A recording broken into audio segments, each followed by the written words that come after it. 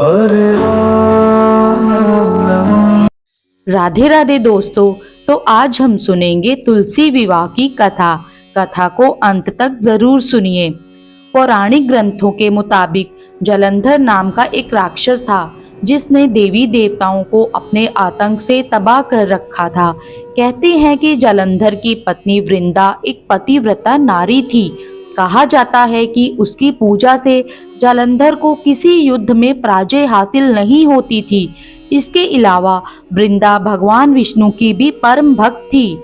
ऐसे में भगवान विष्णु की कृपा के कारण भी उसे युद्ध में हमेशा विजय हासिल होती थी।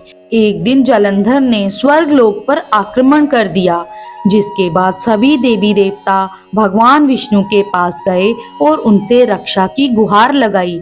भगवान विष्णु इस बात को जानते थे कि वृंदा की भक्ति को भंग किए बिना जलंधर को परास्त करना मुमकिन नहीं है।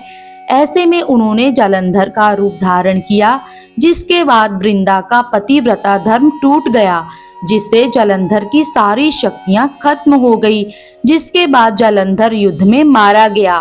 वृंदा को जलंधर की मृत्यु का समाचार मिला तो वह बहुत निराश हो गई। बाद में वृंदा को जब उसके साथ किए गए छल का पता चला तो उसने क्रोधित होकर भगवान विष्णु जी को श्राप दे दिया। वृंदा का पतिव्रता भंग होने की वजह से उसने भगवान श्री हरि को श्राप दिया, जिस तरह आपने छल से मुझे वियोग का कष्ट दिया है, उसी तरह आपकी पत्नी का भी छल से हरण होगा। साथ ही आप पत्थर के हो जाओगे और उस पत्थर को लोग शालिग्राम के रूप में जानेंगे। कहते हैं कि वृंदा के श्राप की वजह से ही भगवान विष्णु जी दशरथ के पुत्र श्री राम के रूप में जन्म लिए। फिर बाद में उन्हें सीता हरण के वियोग का कष्ट झेलना पड़ा। वृंदा ऐसे बनी तुलसी। धार्मिक कथा है कि वृंदा पति के वियोग को सहन नहीं कर पाई और सती हो गई। कहा जाता है कि वृंदा की राख से जो पौधा उत्पन्न हुआ उसे भगवान विष्णु जी ने तुलसी का नाम दिया। जिसके बाद भगवान विष्णु ने ये प्रण लिया कि वे तुलसी के बिना भोग ग्रहण नहीं करेंगे। इसके साथ ही उनका विवाह शालिग्राम से होगा। मान्यता है कि जो कोई श्रद्धा पूर्वक तुलसी विवाह संपन्न कराएगा उसका वैवाहिक जीवन खुशियों से भरा रहेगा।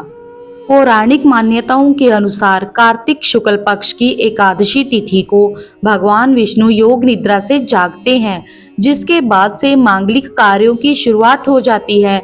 वही भगवान विष्णु के योग निद्रा से जागने के बाद तुलसी विवाह संपन्न कराया जाता है, यानी कि देव उठनी एकादशी के दिन तुलसी विवाह किया जाता है।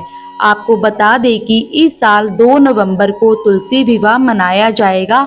उसी दिन देव उठनी एकादशी का व्रत भी रखा जाएगा। आप सभी को तुलसी विवाह की हार्दिक शुभकामनाएं। जय श्री कृष्णा।